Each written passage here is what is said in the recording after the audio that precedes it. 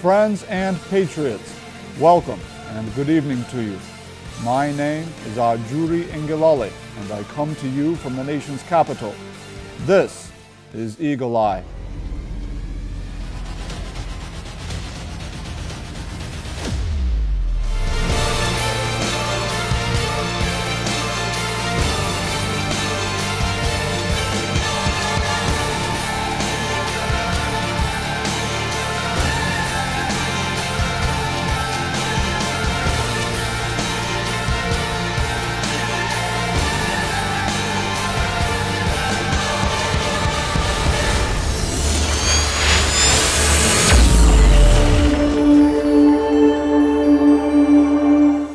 On this edition of the program, we take you into a subsector of the oil and gas industry, which has consistently been a source of unanimous lamentation in the country: crude oil refining. At a time of high global oil pricing, and with people around the world paying a premium at the pump, Nigeria's long-suffered inability to get its refining in order has exasperated Nigerians.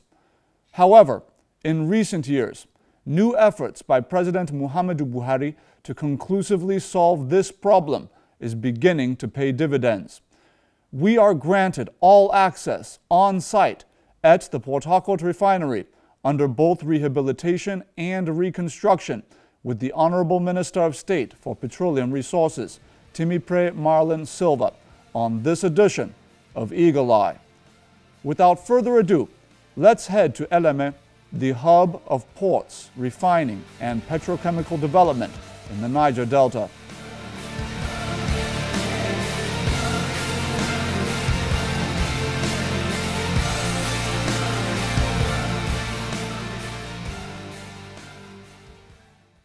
The original Port Harcourt refinery was commissioned into use in 1965, the same year as the first River Niger Bridge was commissioned. It was originally built to achieve an installed capacity of 35,000 barrels per day, and after an upgradation exercise was carried out in 1972, the original Port Harcourt refinery's installed capacity rose to 60,000 barrels per day. The original Port Harcourt refinery is now known as the Old Port Harcourt Refinery.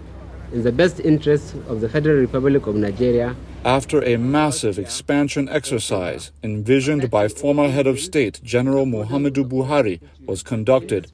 In this federal budget speech delivered on January 2, 1985, the young and undaunted patriot, despite inheriting dismal economic conditions, pledged the needed resources for the new 150,000 barrels per day expansion of the Port Harcourt refinery to be completed in 1987, which intended to stop fuel imports and establish a new export revenue stream for Nigeria.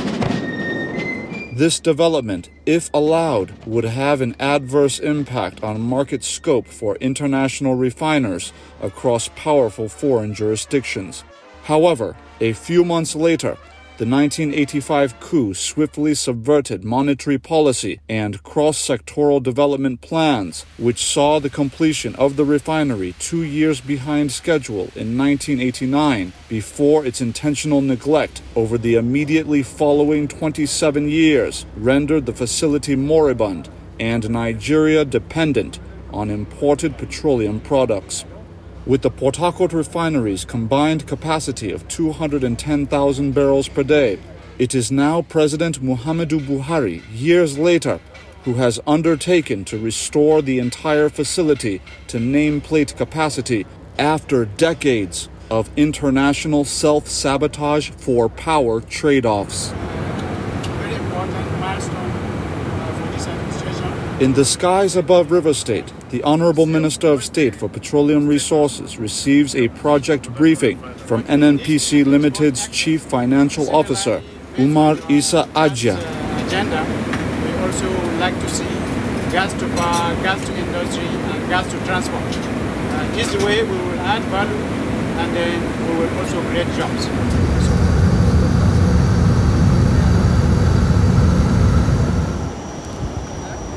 Now on ground, the team makes its way to the Port Harcourt refinery complex.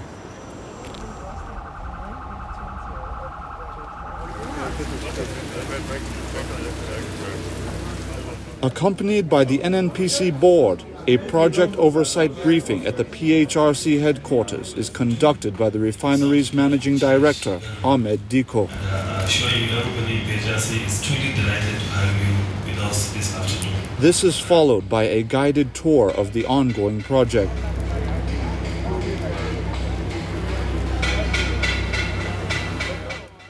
The Honorable Minister offers his view of what he has assessed on site. Your Excellency, here we are at Port Harcourt Refinery. The administration of President Muhammadu Buhari has said that it is going to restore essentially the full capacity of this refinery. What can you tell Nigerians about the status of the rehabilitation project and how it differs from previous attempts at rehabilitating this facility? You can see the difference itself. I mean, because at this point you can see work that is going on very seriously. We got in touch with the original equipment manufacturers, and they pointed us to their contractors who normally will maintain their equipment. That is essentially the difference between our effort and previous effort. So we have Technimont from Italy doing the job, and they're very competent contractors. And they've committed to us that they will be fully on schedule. So far, they are still on schedule, and we are happy with what we are seeing. Excellent. What, in terms of phases, can Nigerians expect? We understand that you have well over 200,000 barrels per day production capacity in terms of refined crude product, PMS. What can Nigerians expect by phase? Well, we have 3 phases to this project: phase 1, phase 2, and phase 3. The 3 phases are all started. Have all started. Phase 1 is to ensure that the old refinery begins to function, and that phase will be completed first quarter 2023. And then, of course, the phase 2 and phase 3 are already ongoing, but they are not expected to be completed at the same time. But we're expecting that those phases will also be completed by end 2024, and we're expecting at that point that this refinery will be operating at 90% nameplate capacity. Excellent. Your Excellency, finally, what can you tell Nigerians about the rehabilitation works at the Kaduna and Wari refineries? Oh, of course, that is going to, we wanted to make sure that this started first. You know, this was the first that was approved by the Federal Executive Council. So after this, now, once we ensure that this has really taken off to the point of on its own, we will now move to the next, and Kaduna and Wari refinery will be our next port of call, and we will expect that those projects will also be on course, just like this one is. In phase 1 of the rehabilitation project, the first Port Harcourt refinery's installed capacity of 60,000 barrels per day will be restored to 90% processing capacity at 54,000 barrels per day by March 2023. Following 24 months of project execution in Area 5 of the complex. In Phase 2 of the rehabilitation project, the new Port Harcourt refinery's installed capacity of 150,000 barrels per day will be restored to 90% processing capacity at 135,000 barrels per day by December 2023, following 33 months of project execution in Areas 1 and 2 of the complex. In Phase 3 of the rehabilitation project, the entire Port Harcourt refinery's allied infrastructure will be restored and upgraded, most notably the fluid catalytic cracking unit, which converts the high boiling point, high molecular weight hydrocarbon fractions of crude petroleum into petroleum motor spirit and other petroleum products.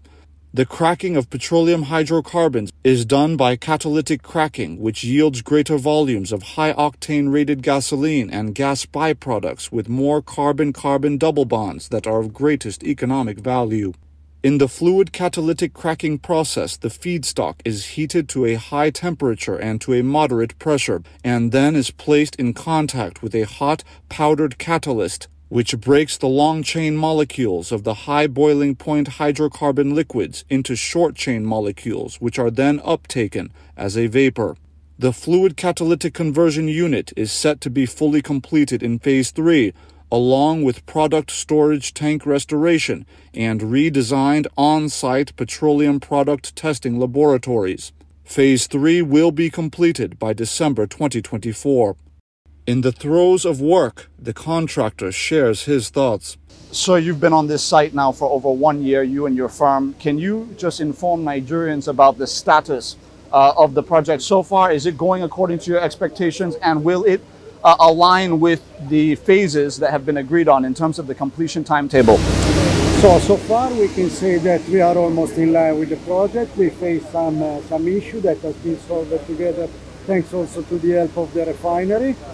We are confident that we can maintain the schedule, and what I have to say is that the result of the job done so far is quite interesting, so we didn't see any major problem. So for this reason we believe that we may stay under the time frame that has been signed on the contract.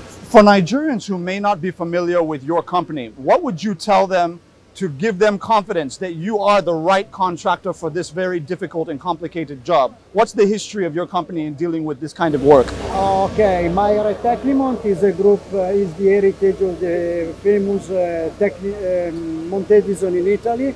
We are in this market for more than 50 years. We have around the world roughly 8,000 employees.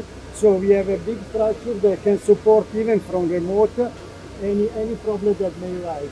In Nigeria, we are partnering with the Port Harcourt refinery from 2017 when we had the first integrity check. We were a partner on 2019. We performed the integrity check that has been somehow shown which are the real status of the refinery, and for this reason we are quite confident that we will be able to deliver in time. And of course, respecting the safety first, absolutely, and the quality level of the job that has to be delivered. As products comprising the processing output of the Port Harcourt refinery, there are 6 grades of diverse petroleum products to enter the market with the following volumes. Liquefied petroleum gas, LPG, will comprise 3.15% of the total output from the Port Harcourt refinery, amounting to 1,051,785 liters per day. Petroleum motor spirit will comprise of approximately 34% of the refinery's total output, amounting to 11,352,600 liters per day. Household kerosene, HHK, comprises of approximately 8% of the refinery's total output, amounting to 2,537,550 liters per day. Aviation turbine kerosene, ATK, comprises of approximately 6.5% of the refinery's total output, amounting to 2,304,000 liters per day. Automotive gas oil, AGO, also known as diesel, comprises of approximately 26% of the refinery's total output, amounting to 8,681,400 liters per day. And finally, fuel oil comprises of approximately 17.41% of the refinery's total yield, amounting to 5,813,199 liters per day. These define the refinery's projected total output of 33,390,000 liters per day of diverse petroleum products following the rehabilitation exercise. GMD, sir, we understand that, of course, this is not the first time that Nigerians have heard about a rehabilitation effort here at Port Harcourt Refinery. You talked about bringing on new financing frameworks to ensure that Nigerians can have confidence about how we're sourcing finance to really execute these projects. What can you tell Nigerians about how this project is being financed and how the general project execution differs from what was previously obtainable under previous administrations? First of all, what we're doing now is very different in the sense that this is a well thought out process.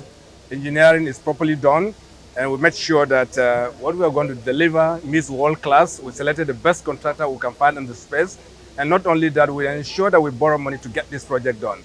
The meaning of this is that your lenders will be sure that you deliver on this project, that this project can also return its money for you to pay back the loan. And that's what's unique. We're getting them banks to help us pay for it, and also to put up a structure of an operation and maintenance contract, that part of the condition precedence for giving us this contract, for giving us the loan, is to make sure that we're able to get somebody else to run this plan in an efficient manner so that the banks will have confidence, that the international community will know that what we're doing here is what everybody else do. Best class, world-class performance, world-class practices is for you to get an OMN contract to run it for you. And that's what we're confident. GMD, one of the really interesting components of the financing arrangement, as I now understand it, is the fact that there's a kind of P4R framework in place where you're paying for results. Can you share some insight into how you're paying these contractors in relation to what you are watching them implement? First of all, we have borrowed money, we have closed our transaction, we are taking money from Africa to pay for this. Now, part of the payment will come from the process of this plant. Therefore, this plant must work for us to make money from it and pay for the loan. So this is very, very unique, very, very different. Our lenders believe that this plant will work. They believe that we will fully rehabilitate this plant, not just turn around and say we're going to fully rehabilitate it to bring it to the world-class position so that from its process it can pay for this. So this is a very unique opportunity. The cost of the Port Harcourt Refinery Rehabilitation Project breaks down as follows. The total project price is $1,559,239,084 US. The core refinery rehabilitation is $1,397,000,000 US. The allied infrastructure recovery amounts to $162,239,084 US. The core financing partner is the Afrexim Bank, based in Cairo, Egypt. The principal contractor is Mer Technomont SPA of Italy. Payments to the contractor are based on agreed project delivery milestones to ensure value for money and utmost execution quality. To commence, a 15% advance payment was made up front to the contractor to the tune of $194,930,232 US. So far, the first agreed milestone has been achieved, unlocking a 10% payment of $129,953,488 US with 37 cents already paid. The second milestone is on the cusp of being achieved and is currently under review, with another 10% payment of $129,953,288 US awaiting payout, pending the ongoing review.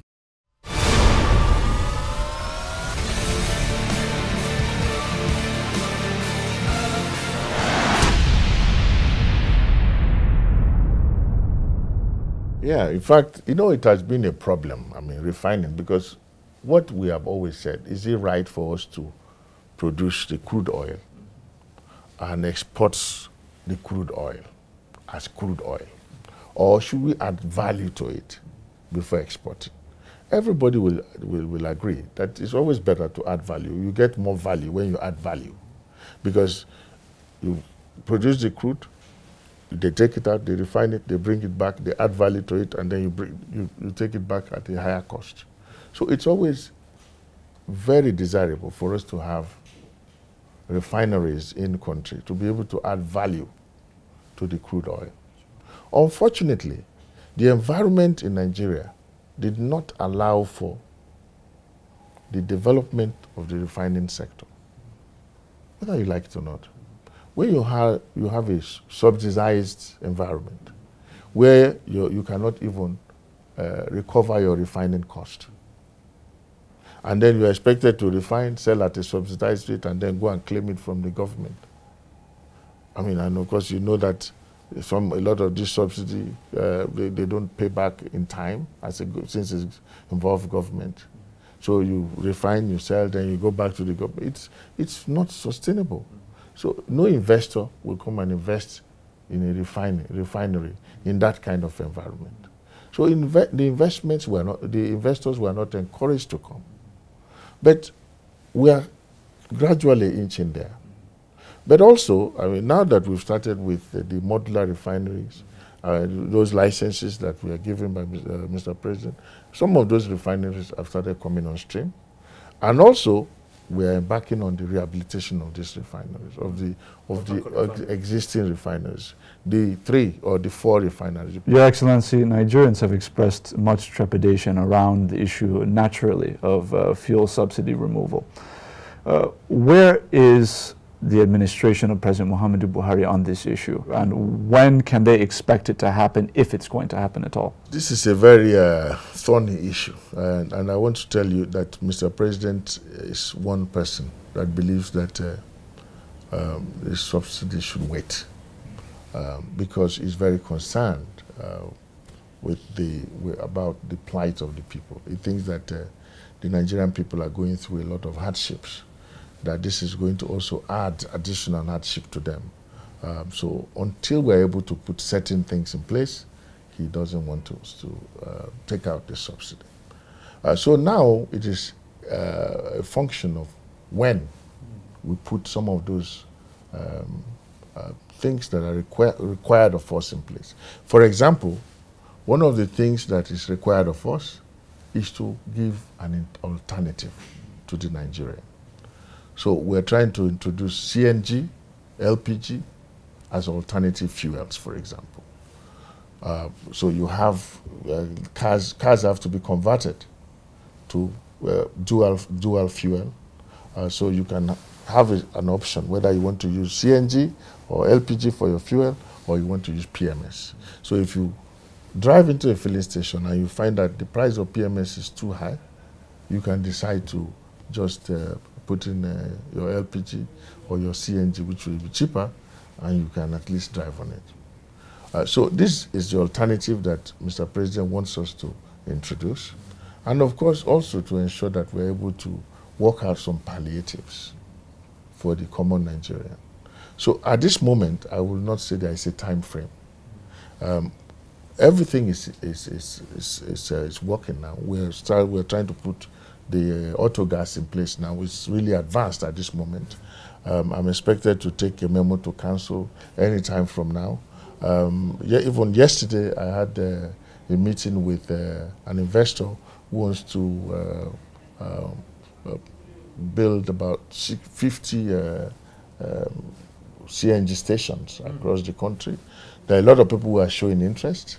And of course, you know that the federal government also has a fund in the central government, 250 billion naira fund to support investors in this sector. So all this is expected to come together to create this alternative. And of course, we are also working and talking with organized labor to ensure that we're able to work out the palliatives that they will want from the government. And once we're able to bring everything together, we don't want to do it like the previous efforts of just announcing the removal of subsidy because of our president. So he doesn't want that to happen. He wants adequate preparation. He wants adequate preparations, and he wants adequate care taken to ensure that the common man doesn't suffer from this removal of subsidy. And that's why we're trying to now take time to put all this in place before we announce the removal of subsidy. But as far as the subsidy removal is concerned, you and I will agree that it is not sustainable because the bill keeps going up. And if Nigerians are even saying that, oh, there is a lot of opaqueness, there is a lot of criminality around subsidy, then that is the more reason why we should take it out. So I think Nigerians are on the same page with us as far as the removal of subsidy is concerned, because they are also saying that, oh, it's opaque, it's a lot of corruption around subsidy. And we are also saying, okay, yes, let's remove subsidy. Your Excellency, what do you tell Nigerians about how that money will be reinvested into those policies or programs that will feed into the betterment of their lives? That's all part of the structure. We're expecting, I mean, if subsidy is costing 3 trillion naira, for example, because we went to the National Assembly for additional budget, 3 trillion naira. Without subsidy, you can imagine that that money will now be available to be deployed into the development of infrastructure. So, of course, the government will put adequate structures in place to ensure that such monies that are coming directly from the removal of subsidy will be directly invested in the development of infrastructure that will impact on the people.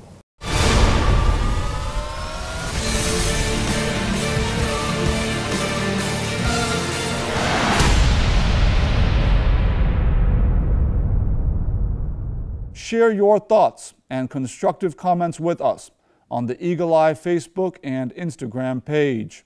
Next week on the program, we take you behind the scenes of critical infrastructure works in the gas development sector. What is the true state of things, and how will such developments affect you? Join us next week for insight that cannot be found elsewhere. As always, I have enjoyed this time with you, and I thank you for your viewership. I look forward to your company as I host you once again next week at this same time on this network. Until next time, may God Almighty go with you, and as eagles, may we all soar and lift our nation high as we do.